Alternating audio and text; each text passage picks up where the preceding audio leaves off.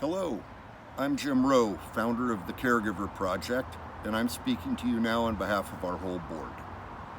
As President Biden unveiled his 6-point COVID plan last week, one thing that needed to be present, addressing staffing, was noticeably absent.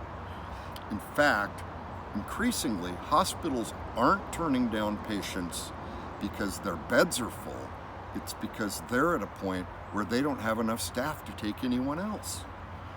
Now is the time for President Biden to act boldly by executive order and institute a $12 an hour wage add-on for caregivers, nurses, and respiratory therapists.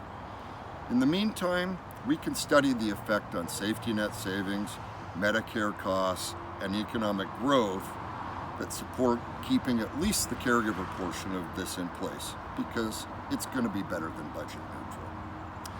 While we understand the push toward home care, wages must be increased across our whole healthcare setting.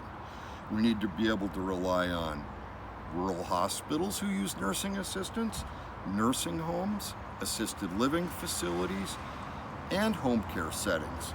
We need to be able to rely on all of them before we can expect quality of care, which includes, most important of all, proper infection control technique taking place. We really believe we are within 45 days of the collapse of healthcare in America. The collision of a new peak to the pandemic and President Biden's well-intentioned vaccination mandate for all healthcare workers creates a perfect storm. We could lose another 1.5 million healthcare workers, which will render us even more helpless against the pandemic. We need adequate staff to beat COVID and save lives. It's as simple as that. Let's give these essential healthcare workers a reason to stay and a reason to return. There's a lot of folks on the sidelines right now, and we need them back.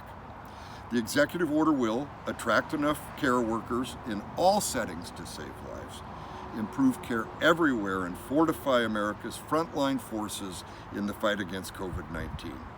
And it'll improve the lives of all Americans. We really believe the president is going to need to respond to the collapse in the healthcare system in October. And we believe the fundamentals of our Caregiver Act are the answer for all of us in the form of an emergency care order.